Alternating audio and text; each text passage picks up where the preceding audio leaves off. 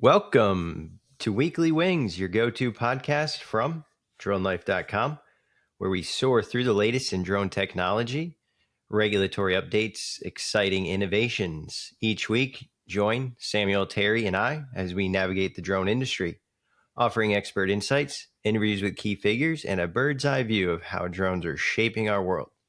From commercial applications to recreational adventures, Weekly Wings delves into how these remarkable vehicles are impacting education, filmmaking, agriculture, delivery services, and so much more. Whether you're a professional drone operator, hobbyist, or just drone curious, tune in to stay informed and inspired as we explore the heights of what's possible in the world of drones. Subscribe now and never miss an episode of Weekly Wings, where the future is looking up. How's it going, Samuel? Today, no Terry. No Terry today. He's got some weekend plans, and I say good for him, honestly. You go live your best life, Terry. Yeah, exactly. I was going to say, um, Uh, I think between the two of us, we can keep some conversation going, but Terry will be missed. Hopefully, we can have him on next week, but he will, yeah. My best life is here at home. Uh, no, actually, he's pretty cool. Went to a soccer tournament yesterday here in Cary, North Carolina. 48 teams. The winner gets $1 million. So that was neat. How long is that tournament going on for? What have you been doing? It is a 6-day tournament. That tournament man. started on Wednesday. And is that all it outside? Monday, so outside. Yeah, the okay. Wake Med Soccer Park. Okay.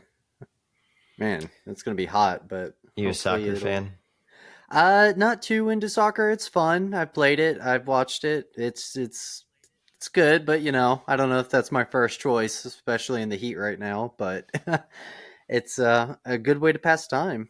So yeah, and for $1 million, teams have traveled from all over the globe. Seriously, and soccer is a pretty big sport here in the Raleigh area. I kind of forgot about that $1 million part. That's kind of a big deal, huh? Yeah. So people and the thing is there's there's like 3 games, pool play-in, and then single game elimination. So Wow. definitely some emotions going there when you put $1 million on the line. But we've got a great episode today. We'll be showing some neat videos to kick things off and talking about drone imagery versus satellite imagery, touching on some neat stuff, horizontal drone landing as opposed to vertical landing, which is really, really neat.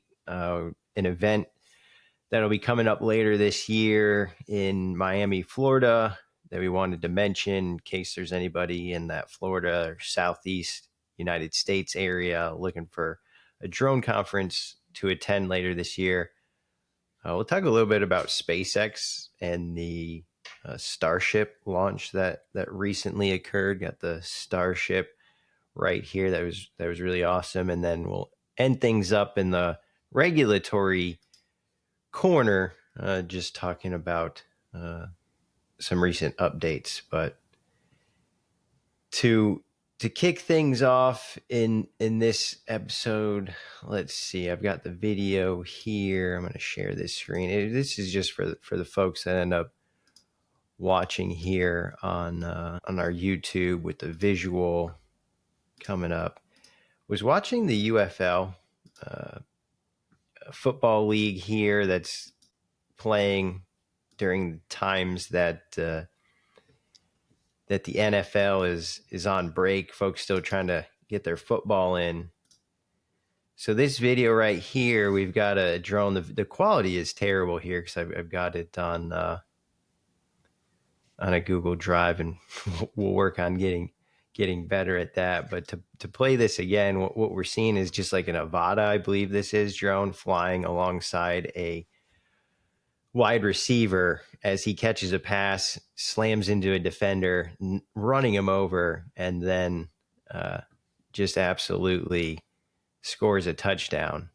What do you think about that video, Samuel? I think that's I can't believe I'm saying a game changer in a sense because What did you think of when you saw that? I kind of thought of those NFL video game. I can't think of the name right now, but the football video games on consoles essentially. Like it's following right behind the the player. I can't think of another word because player, football player, video game player, sidetracking. But I think that's really cool because it's showcasing the technology, the skill of the drone pilot. It's giving you a unique view you probably never ever really see in real life like that before. Honestly, really excited to see that. Was that just like a one-off clip, or were they doing multiple different versions of that throughout the playtime? So so what? Yeah, so it's one of the cameras. So basically, the way they see it is it's like the drone video. They've got it. However, they're streaming that feed from the remote controller right into the production. So Hmm. they've got camera 1, 2, 3, 4, 5, and when you think about a football, a sporting event, any big event, whoever's in there calling the shots, bring up this camera, bring up that camera. That it's it's just the drone cam. So every play, that drone lines up right next to that receiver and is just waiting, and assuming that individual is going to get the pass and follows it. Whether or not they're showing you that camera feed on each play really just depends on whether or not it captured anything worth showing. Just like a basketball game or a baseball game, they're going to get that camera that had the best angle, and that's what they're going to show. And like you said, it's almost like the video. It's almost like augmented reality in the sense of you can now put the camera wherever. And there is, the drone got really close, so there is that risk. Talk about it's over the field. It's only the players on the field. Players are wearing helmets. They're hitting each other very hard to begin with. It's somewhat of a violent sport. So should that drone happen to contact anyone during the play, it's got ducted props, but really cool stuff. So as I was sitting there watching, I saw this thing moving on the field. I was like, is that a fly? Is that a giant horse fly following that player? And then they cut to the feed, and I was like, wow, I'm going to watch the UFL because who's the pilot too? That's Yeah. what I was trying to figure out. What type of contract is that? That's a good question, you know? How does one even get involved in that? Gotta have a lot of history with FPV, I would imagine. Yes. Yes. And then again, it's like someone who probably was doing it maybe for hobby and worked for whoever is responsible for the cameras, and they're like, hey, I have this idea, and then you bring it in. But next video here that we're going to take a look at, just right back to light shows, right? Just right back to light shows again. And this time Sky Elements. And what's crazy, when I was looking at the waiver thing, Sky Elements came up like eight times. I need to go back and look at the dates, but it's like here we go. America's Got Talent. We're kicking this episode off. Not very first, but within this first segment, I believe this is 1,000 drones. I was gonna say 800 or so. And so it's like, Notably, for thought I those had listening, it saw started out as this, 4 different layers of drones. and it's a rocket, right? So Wow. here we go back to the space, right back to the space thing, right? I mean, you can tell that's a rocket, right? Right, yeah. 4, 3. It's Wow. massive too. It looks like it's almost the whole stadium of like the width and length. And then you've got it's creating the flames and the smoke, and as this thing lifts, drones are filling in like underneath it. Yeah. It is A very talented group of people put that together. and going through clouds.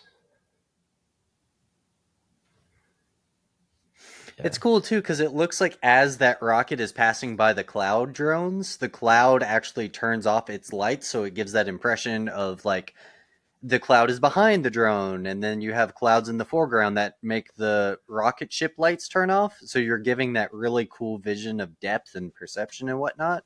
I think that's really neat how they did that.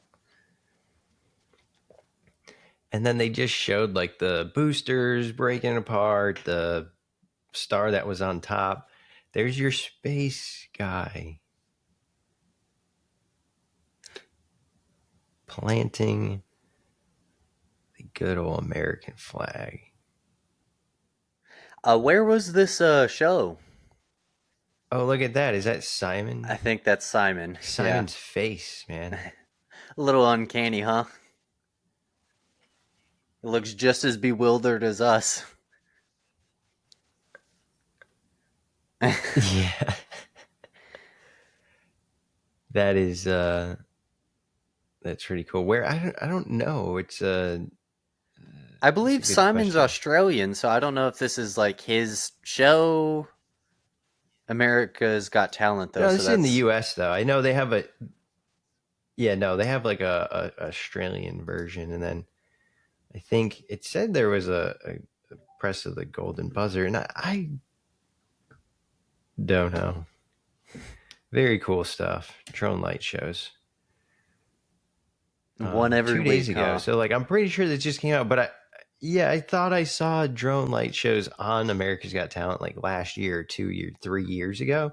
So then seeing it on there again, I saw it on some show. So when I was getting a text, like my mom's like, "Turn on America's Got Talent." I was like, "What?"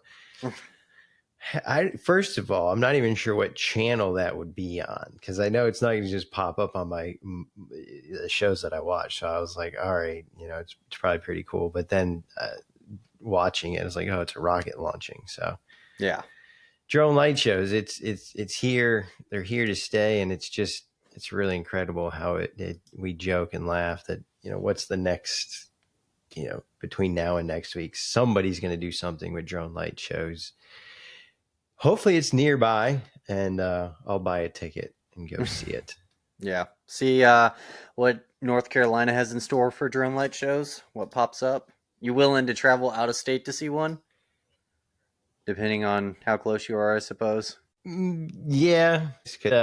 Next, kind of just diving into a topic here. There was a article that came out, Drone Life, this past week, and it was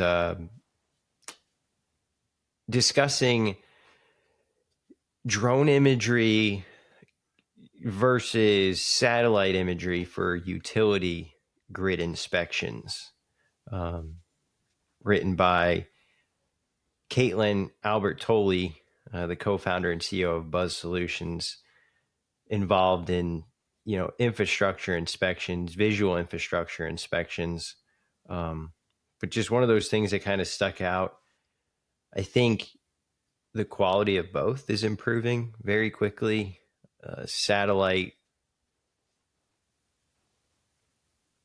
constellations that have been deployed, so you're getting much uh, imagery on a daily basis as opposed to a weekly or monthly basis.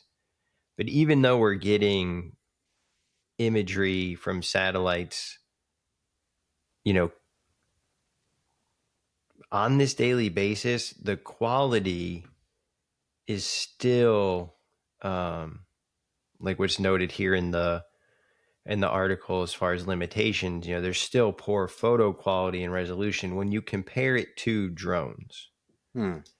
Drones, we've got drone in a box, so you can put them out on these assets, and we will see beyond visual line of sight and in remote deployments. But for the last 4 or 5 years, someone's had to actually go on site. So even though the imagery is of lower resolution, you don't have to go there to capture it. So there's no physical presence. It is. I was going to say, I'm Go ahead. mostly familiar with Google Earth for satellite imagery. I'm assuming there's other more premium versions of satellite imagery you can buy as well. But I mean, even then, Google Earth updates probably yearly. So I can, I don't know. I guess it's kind of where your price point is at too. Like, do you want to just wait and get it for free with the next Google Earth update and kind of be out of date at that point?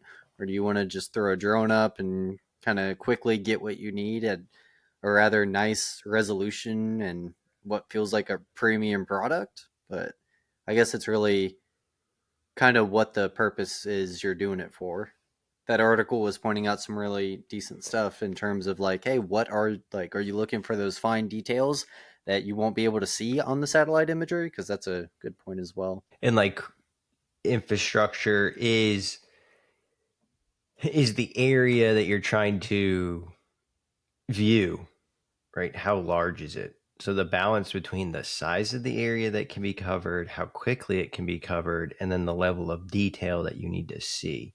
Hmm. Like post storm, I think maybe post hurricane or natural disaster, tornado, um, these things are going to have significant impact. The visual impact is going to be readily seen from some of the easily accessible satellite imagery. So Planet, I mean, that would be a key tool to have other ones after out a there. natural disaster, you know?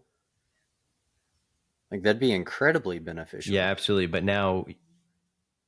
But then being able to see an individual, right? Like, so knowing that the transmission lines have been impacted versus can you use that imagery to search? But Right. again, this is specifically talking about critical infrastructure, and I think it comes down to kind of just those aspects which the article highlights. It's like, how are you trying to see the washer? Are you trying to count the threads?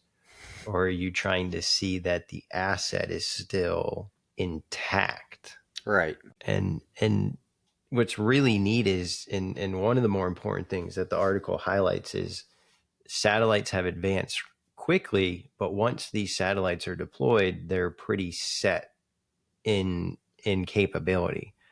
There's some software stuff that can be done on the back end to improve functionality and user, but the hardware that's in space, you can't just go and say, all right, we're going to upgrade this to a X megapixel, or we're going to adjust the shutter, or we're going to change the focal length, or we're going to put a different processor in. All that stuff becomes very set and established. I was going to say, once Whereas it's with up there, it's drones, you kind can of say, up hey, we're there. going to buy a new drone. It's up there, and there are some things going on where people are like, how can we create space vehicles where you can actually go and collect these systems, and how can you upgrade, right, Right. these satellites when they're in orbit? Or does it make more sense to just add a new system to the whole network?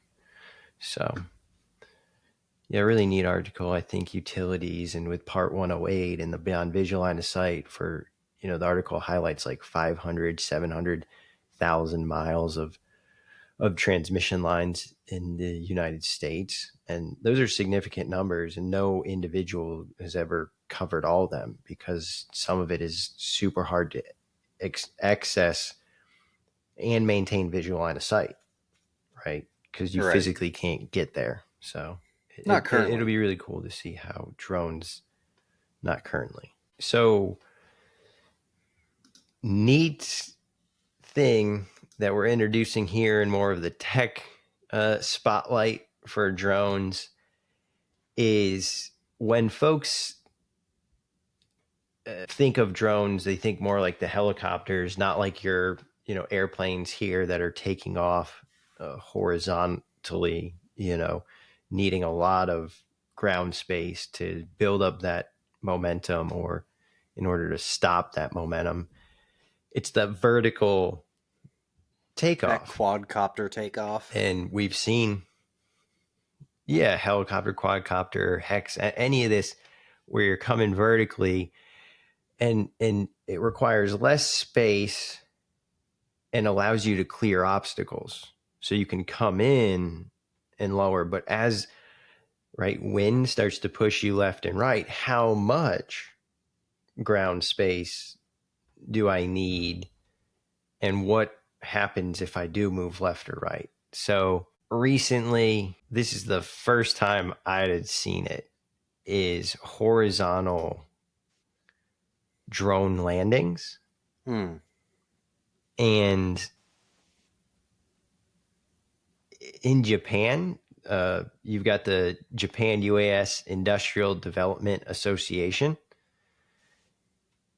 They're, helping recognize and drive industry developments, probably similar to uh, an AUVSI, but more on a country basis.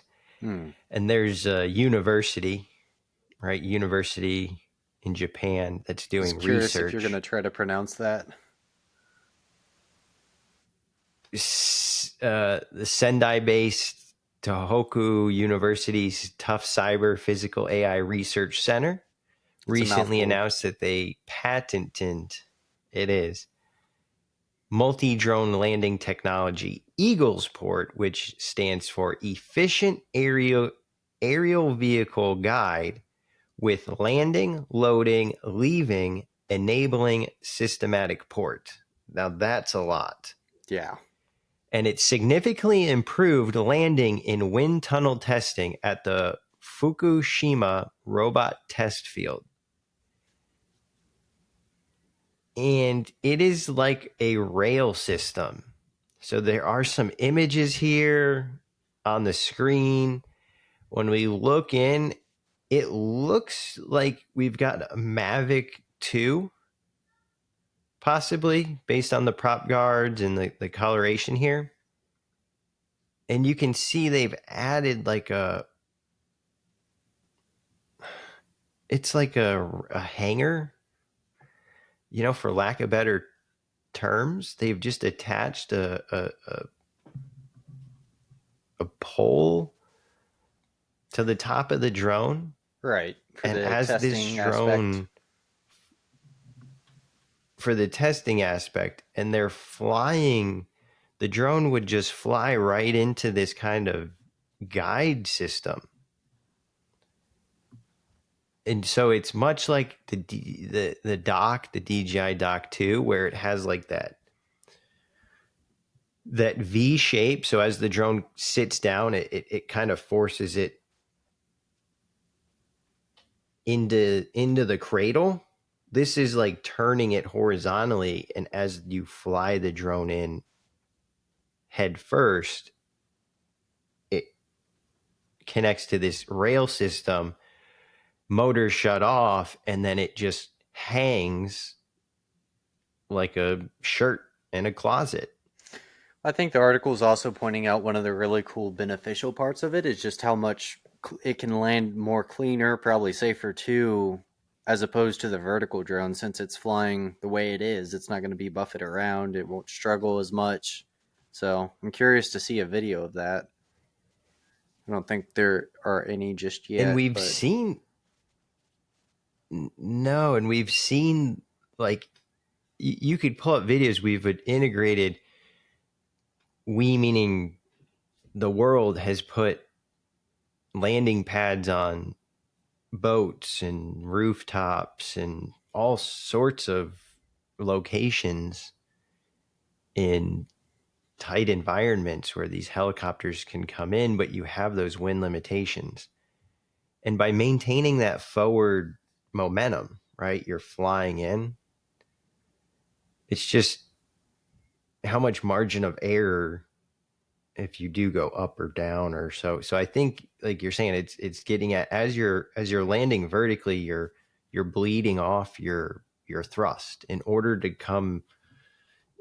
descend and land, you have to slow the motors down, and as you're slowing those motors down, it leaves the aircraft susceptible to turbulence, right, wind shear at the ground level. right. But with this horizontal landing method, if the drone can, lock on and target and maintain that forward Roughly flight and thrust, it 35% faster, it seems too, than a vertical takeoff going down. It's pretty impressive. it's just really interesting. And Well, so, that's exactly when you think of go ahead. I was gonna say, I think one of the drone delivery companies is it it's not wing, zip line, using just how they kind of launch their drones, catch their drones. It's not a vertical takeoff. I believe it's just kind of slingshotting it out there and coming Yeah, in. Go ahead. that's a really good point, right? They launch it, and then when they retrieve it, it's kind of like a fighter, like a jet landing It's kind of intense. on a carrier. You've got that, yeah. But this does remind me of, like, people talk about these drone hubs where the drones are flying in and out, and maybe as they're flying in, because I always think like, this drone's just going to come flying into this building, and then you're going to have like almost like a safety wall. Right. So what if it doesn't stop?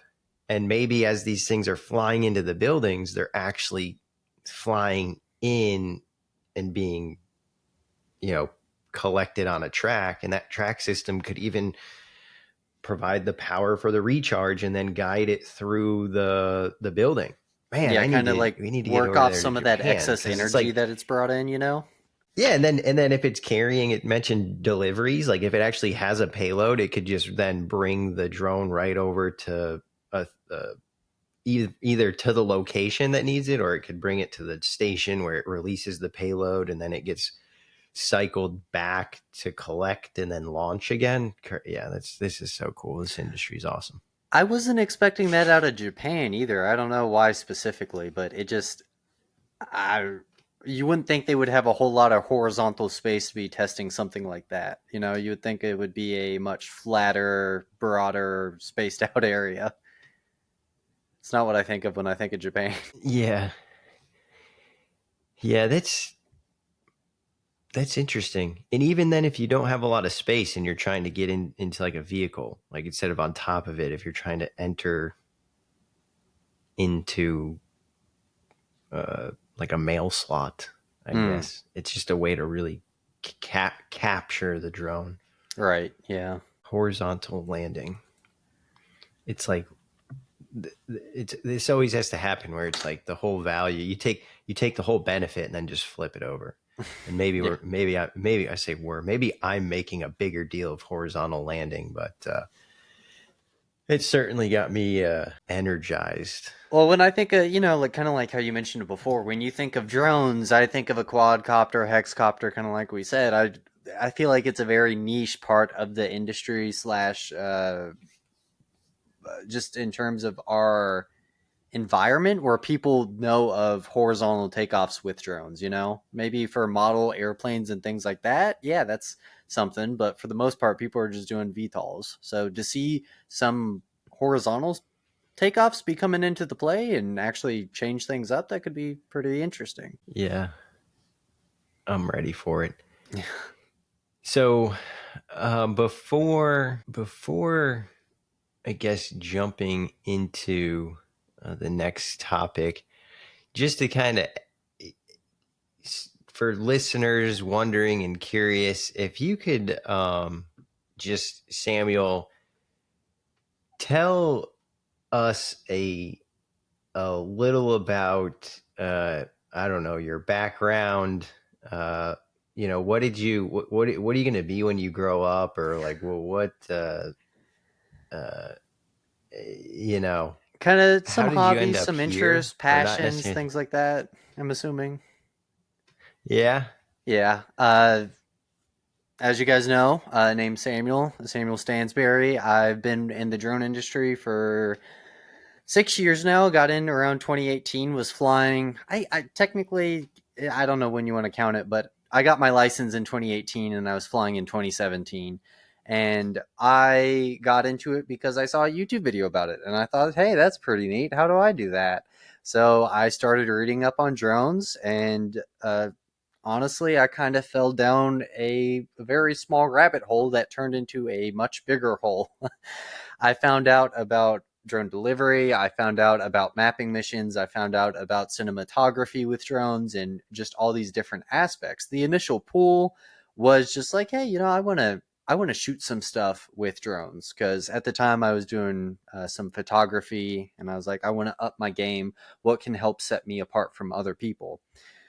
Seeing that kind of pushed me to go get my license for it. So got my license, kept reading up on different things while also keeping up with my own creative endeavors such as 3D modeling, 3D printing, uh, a little bit of code, things like that, not too much, as well as graphic design, a grab bag of different creative passions. But it's kind of funny because now with some of those tools I have on my belt, I'm actually seeing those tools being applied with drone shows or light shows. And that's one of my reasons for being so interested in that. It's like, oh, that's kind of applicable. Let me read up on it a bit more. So a little bit about me, kind of rushed through that a little bit, but wanted to share.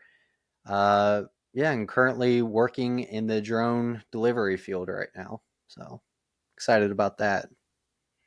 Been doing that for since 2020 now. So a little bit about me. And yeah, and what I guess for what made you the creative side, the interest side, where did you see it being just like a profession, or how what did you Like kind of ever what just set it kind of apart realize from like, being a wow, hobby. this right. Yeah, no, I think it's around 2018, 2019 is when I was starting to like once I started to see the YouTube videos and be like, okay, this looks a little like people on YouTube making very professional looking things. I'm like, okay, like a couple months ago, you were not doing this. How did you all of a sudden get aerial shots in your videos? How did you start doing different things like that, incorporating it? And that's when I pushed to find out about it. That's when I understood, like, okay, this is actually being widely used in the cinema industry and filmmaking and things of that nature. And that's, I think, when it started to click into place that, hey, people that might have been just a little down below are actually being able to boost themselves up by understanding how to utilize this skill, this tool, and bring their passion, their project up to another level, is because they understood that, hey, this is a new tool I can use that it can help set me apart. Honestly, in any movie, most movies, I should say, that you see nowadays will incorporate a drone. Like we talked about earlier, it's being incorporated into sports media, which I think is pretty awesome. Talked about on the podcast before, people utilizing drone racing to fly in some of those races as well. Trying to think of some other cool examples like that, but yeah, it's definitely. And so do you think like you think drones you'll be involved with drones for like the rest of your professional life? I think they're always going to be involved in my life to some extent. I don't know if it's going to be with delivering food, if it's going to be doing light shows, if I somehow take up FPV racing and get really good at that.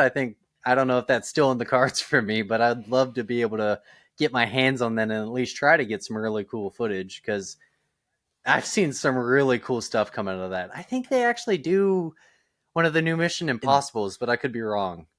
Oh no, wait, I think it was one of the James Bond movies, and so but what sorry, go ahead. and so when are you and then so I say when are you going to go skydiving? Like have you any is this has this created any interest in you to actually go up there yourself, or even do like That's one of the discovery crazy flights or things. private Yeah. piloting?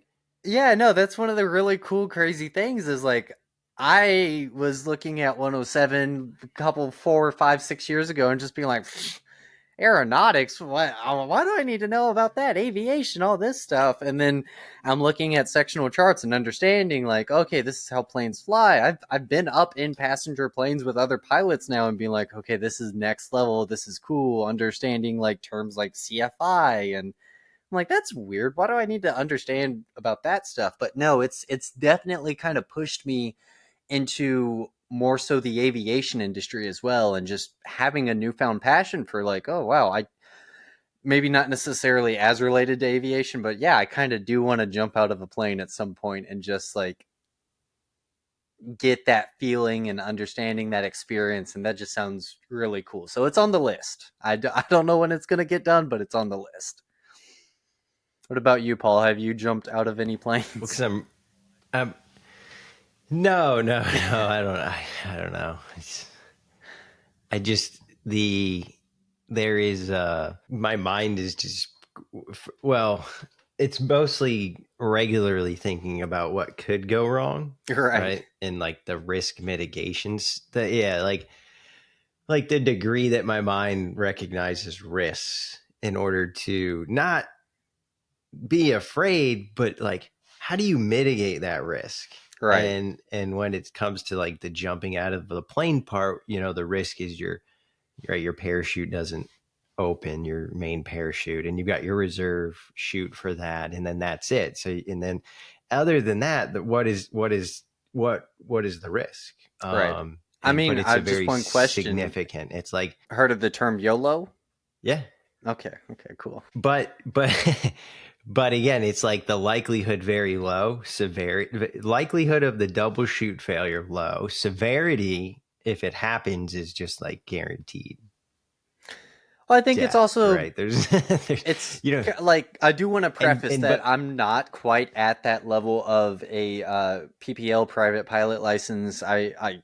I've been up in the plane in the cockpit with other pilots before, and I'm like, wow, this is definitely next level. It also, I will say, the first time it freaked me out a little bit, but it was really cool seeing that. But uh, and you and yourself have so gone up and flown. when you're You flying the plane, right, as a pilot, when you're flying even a small plane, there is a lot of things that could go wrong and there's risk, but there's the mitigation. And barring your wings ripping off, you can always glide, mm, right? So as once you take off, there is this period of time where like, hey, you just got off the ground, the Sully captain, Sully landing in the Hudson. It's like you have this point of where a failure here is almost catastrophic. But once you get enough altitude, you can glide. So an engine failure, a system failure, your aircraft can still move forward and land, even if it's in a grass field or on a road. So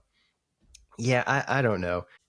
My wife has gone skydiving before, so me not going, it makes me feel like, well, if she's, but yeah, there's a lot of other things that she's capable of doing that I'm not. So I'm like, you don't have to skydive just because of that. And but yeah, I was just curious. And you have no excuses, Samuel. PK Air Park, right? It's right down right the there. road. And I'm like, so scratch that itch, do a discovery flight, go over there, because I'm sure they do. I wonder if they do flight lessons. They might, but yeah, it's something I'm gonna on this now. I'm gonna say I hopefully can finish up my school stuff within I think about 8 months or so, and once I'm done with school, I certainly want to get back into flying. So Mm, awesome, man. We'll appreciate that. Just trying to make sure as we grow this show and talk more that people are like, well, who are these people? Where they come from, and where are they trying to go? Right? It's right. cool where we've all been, but a lot of folks are tuning in here in order to gain insight and information into what direction they could head in. And so I think it's important to realize, like, yes, we also, or at least I, want to retain or not retain. I want to remain in this industry, but also continue to grow and learn more as well. So that's really cool. And speaking of, learning more, Elevate UAS, Miami. So folks tuning in, you ready It's to go too to bad Miami, Terry's not here for Samuel? this bit because I think he's pretty familiar with Miami. He's given me a few suggestions of places I need to check out next time. That's well, you guys might have to, you know, Next hit weekend up trip or something like. Miami. Oh, that's Uh, that's actually very far away though, or no, within the year. So I I wasn't sure if this was popping up in the yeah, and next it says month. October 8th to the 10th. So 8 to the 10th. No, not next month. Florida's Coven Center. So Elevate UAS drone nerds.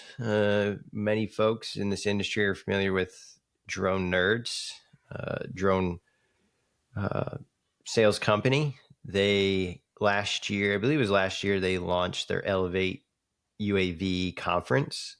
and this takes place in Miami, Florida. Drone Nerds headquartered in that part of Florida. So October, check and mark your calendars, Samuel. So not something you got to do immediately. You can put in your vacation days, but Maybe I can October go 8th to the skydiving in 10th. Miami, huh?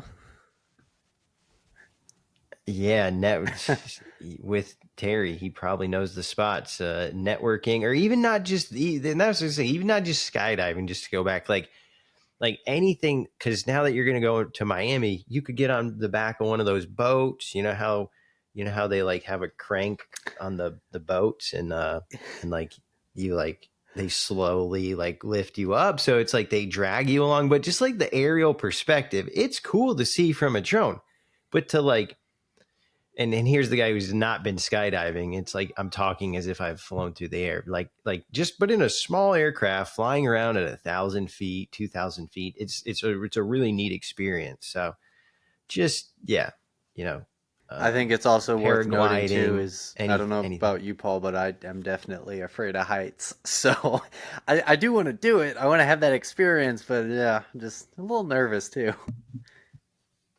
There you go. And now look, so going back to early bird, right? Get your tickets, use this code early bird, not sponsoring this, but again, a lot of this, what we said this podcast is just to share with the audience what is happening in the industry. Also, what events are taking place. If you're in California, maybe this probably isn't may not be worth the trip, but if you're in Georgia, Florida, in southeastern United States, 45% off. I think it's like 200 uh 219. So if you're getting half price, I mean it's like $100. You're getting snacks, lunch, networking time. You got a VIP pass. I don't know if this is 45% off, but live demos, workshops. The networking aspect, I think, is the most important piece, especially for folks in the local area. It's getting together with other people and having those conversations. Um, but really, you know, something folks should totally look at and I don't consider. think I've Hey, is seen a this something drone that I show like should? this on the East Coast before. I think that's really neat. The fact that it's kind of in our home turf per se. And so with AUVSI and is the one big one that travels. They were in Atlanta, so I think the first exponential I went to was either in Atlanta and then one was in Orlando. Was that So recent-ish or was that kind a of like few years ago, yes, well, 3-4 years ago, okay, yeah. um, and then last year it was in Colorado, and then this year it was in San Diego, and then it's Yeah. going to be in Houston, and then it's going to be. We said I think the first episode it'll be in Detroit, but then it's coming back to Miami. Okay. So like AUVSI will then be in Miami, and then you're going to have this event, which will be later, but this is going to serve a consistent local audience. AUVSI is going to bring in. So, but you're right. There's not like a consistent annual event that takes place on the East Coast. We had the North Carolina Drone Summit 2018, and like that's what propelled myself into doing more because I went there and learned and networked and got insight and information and then I grew think from that's it. So one of the really cool things is when you realize how much bigger the world is once you kind of get out there and meet all those people. You're like, "Oh my gosh, it's much bigger than I thought," you know? not well, it's big, but it's small. If you go out one time, you're like, oh my gosh, the world is so big. But if you regularly go out, you start to realize like Familiar anyone can be faces. doing things, but Right. most people are at home, right? Most people not like most people are just gonna, you know, take a path of least resistance, take a path of less energy. It's the outliers are the folks getting up early on the Saturdays, doing a little extra to get the ticket to go to the conference, Mm. finding a reason to make it happen versus an excuse to not go. Right. And that's the mentality. That's what I've learned as I've continued to go and go. And I think that's what, when you're trying to get involved in a network in an industry, you're trying to demonstrate to people, like, I'm not just here today because I heard drones are cool and I want to make a little bit of money. I'm here because I'm committed to the growth and development of the industry, my business, myself, and I want to help others along the way. And I want to work with others along the way. So you're right. I mean, the world is big, but at the same time, it's kind of small in a sense. It's small in the sense that like you will continuously see some of those familiar faces as you continue this journey. Like I think some of the people that I saw at AUVSI last year, I'm going to see again in 5 years if I continue this path. You know, if I continue going down, being as involved in the drone industry as I am now, they're going to pop back up. And it's going to be like, oh, yeah, like it feels a lot smaller, but I mean, you realize how many players there are. It's like, okay, you know, at least that's how I'm kind of thinking about it. Yeah. Yeah, it's really cool. But check that out. Elevate UAS. Definitely the place to be. Second week of October if you're a drone person on the East Coast, especially if you're in Florida. Now, yesterday, pretty awesome. 765. I got the Starship right here. I got the Starship torch. This is the fourth test flight of the Starship. So a little, not entirely drones here, but right, this vehicle's, you know, It feels there's kind of no like out pilot of the on board. uncanny So valley just seeing this video. that it's it's Like this doesn't feel real. Just kind of seeing this take just off. It's the crazy. Starship with a full one engine, 32 out of 33 engines fired, one did not, still easily propels itself into space. Hmm. Starship, largest rocket in the world. This is Th- its fourth Tesla. Look at that imagery. You can see the failed engine. I mean, that just reminds me of the old car cigarette lighters. right. Yeah. This is launching out of where? Texas. Texas. Yep. Definitely So impressive. massive.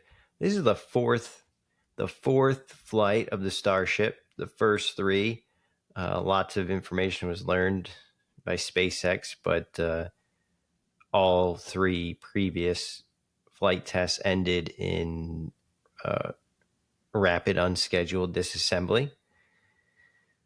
Yesterday, watched this, had the kids. I was like, they kept pushing it back, kept pushing it back. I'm like, it's right in the middle of take the kids to school. So I'm just like, they can wait. I was like, they can wait. How often do you get to see Um, that happen, you know?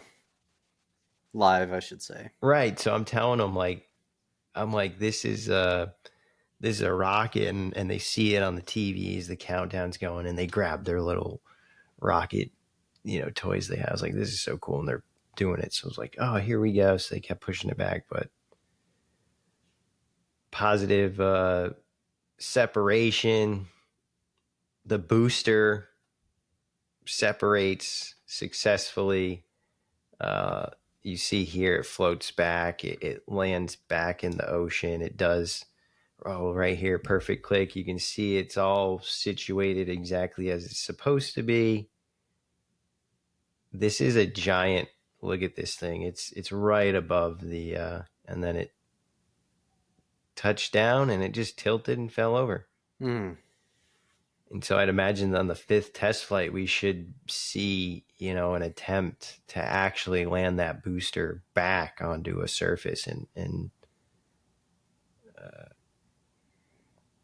unless I should not speak yet, maybe the intention is to always land it back in the water. But Starship continues on. I mean, how fascinating is this vehicle? Um, Definitely feels unreal, but I think that's one of the really cool aspects about this is like where we are at right now is also think about the Tesla Roadster floating around in space too, but that's another topic. And then you've got these heat shields, like these are a bunch of tiles. Mm, And as part of this mission, they actually removed one of the tiles from one section and added some thinner materials. They're testing, they're basically trying to get data to see, these tiles work, but how can we improve them? Or, what is it experiencing without it? So can you lots of imagine cool having that stuff as a going on. souvenir once it finished its flight or its complete? I don't know. Once the vehicle is completely done and it's out of commission, having one of those tiles, that'd be something. And then the imagery that ends up coming from here, you can see it's, using its fins uh, in order to kind of steer and manipulate the vehicle. But the imagery that comes off of it is just incredible. Mm, Um,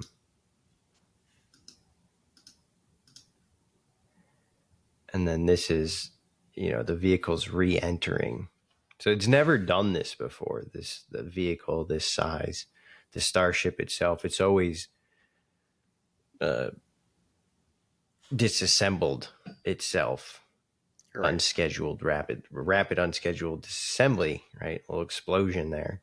And so huge information being collected here as the vehicle re-enters its atmosphere. The lens ends up getting hit. So for the remainder of the return, it's kind of looking at it through a very uh, broken lens, And how long is seeing the some total video here? flashes. And it is about an hour and 7 minutes, I think. We're here at an hour and 5 minutes. And so now you can see it's the speed. It's right, well, here, right, 6 kilometers over Earth, 5 kilometers, the speed slowing way down.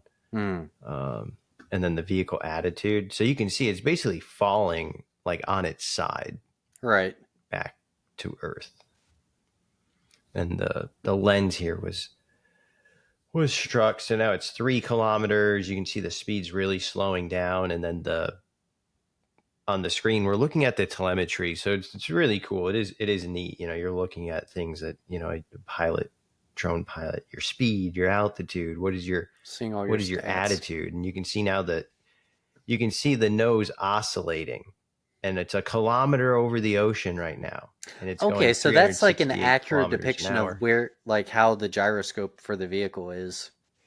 Yes, yes. And see, now it's pointing itself nose up because when it Wow. touches down, when this thing's going to land back, and so it's right over the water.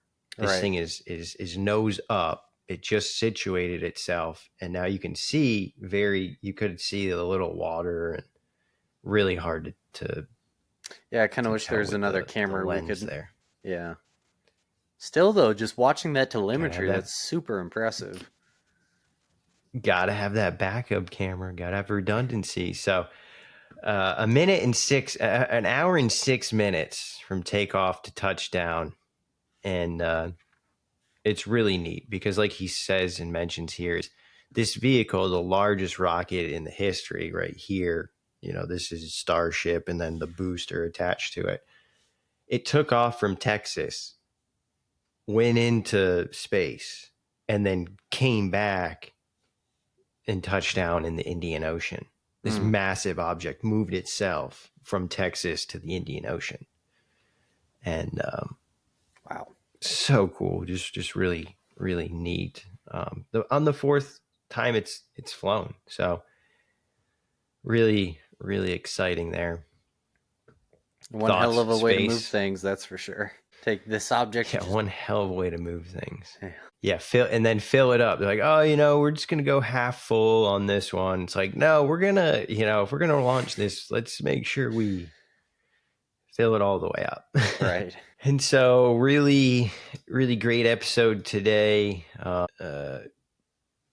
Pushing time here, cover a lot of great topics. The last thing, we have this regulatory corner where we try to just touch on things that are happening on the regulatory side. Over the last few episodes, we have all this legislation and lawmaking and trying to have these country of origin bans. We had the FAA Reauthorization Act. So this week, something not as huge, a little more local and connected to us here at the Weekly Wings, but 910 drones. I had the opportunity since end of March when we got the DJI Dock 2 to start operating it and dive into the ins and outs of the hardware and software. And over that period of time was, helping work on a beyond visual line of sight waiver so that 910 drones can help public safety agencies, schools, facilities, construction companies, folks within North Carolina and this region of the US, help them integrate these dock solutions and operate under some more advanced procedures. So the waiver that 910 drones received yesterday is a 10731 operational waiver for beyond visual line of sight of the remote pilot using visual observers for airspace deconfliction. So it's really neat. We'll be able to, take that and help police departments, fire departments, schools, businesses in North Carolina acquire this same operational waiver, using these systems to help with, life-saving operations for public safety, and then just help businesses, better capture all the value that drones have to offer from a scalability, efficiency standpoint. So really excited to be able to share that with folks and know that we're helping advance the industry. Congratulations on that.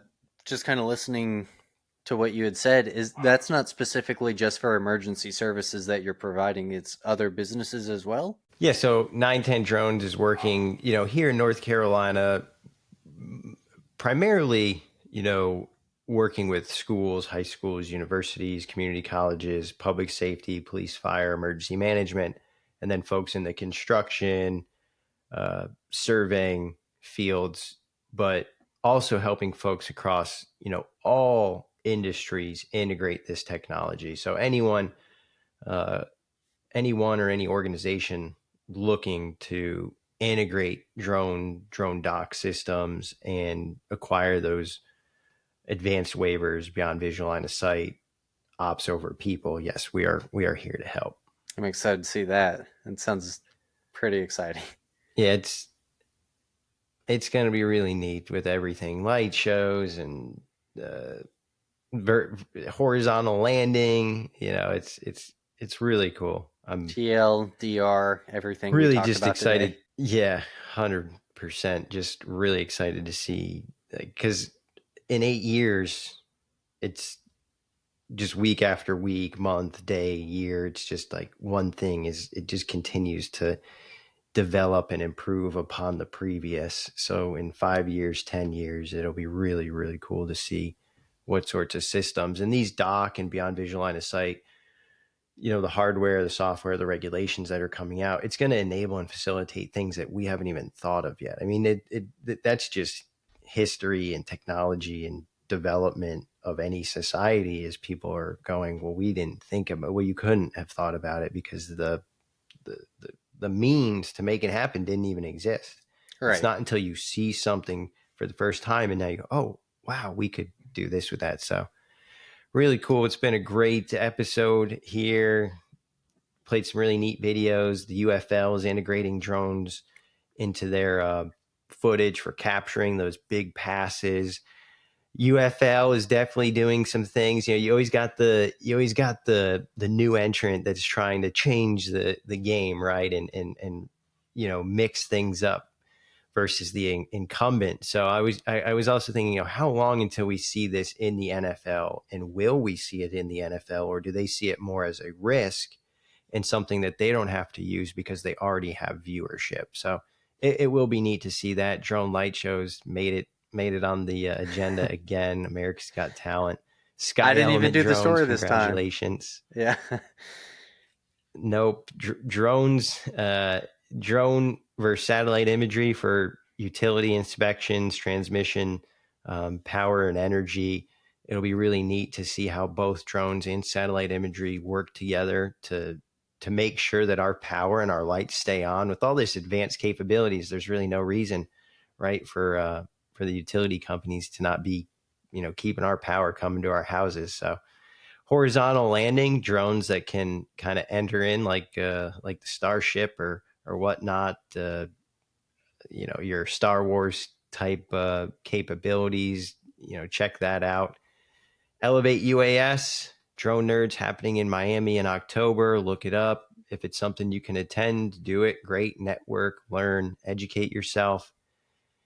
Check out SpaceX. They're launching things into space, Starlink capabilities. Folks are using what they're putting into space in order to advance drone operations. So just really cool and inspirational to see uh, this technology advance and for them to win, because anytime they have a successful flight, they're employing people here in the United States. Lots of jobs, lots of hardworking folks. So congratulations to SpaceX and the Starship launch. And beyond visual line of sight, 910 drones helping folks do BVLOS 1.0, DFR 1.0, leveraging visual observers. Have any questions, reach out, info@910drones.com.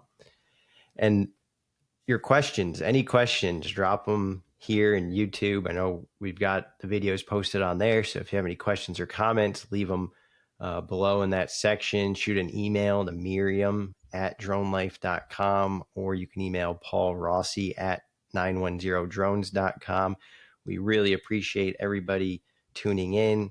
Thank you for listening. We appreciate your time and attention, and really hope that today's episode added some value and insight and information into your development as a drone pilot and individual working within the drone industry. Because we know, folks tuning in may not be pilots, but very closely connected to the industry and all the great things happening. So we appreciate everybody tuning in. Check out dronelife.com and, be sure to subscribe or follow or whatever it is on whatever platform that, helps you get notified that our next episode is available for viewing and listening. Thank you, everybody, and have a great week. Thank you, Samuel.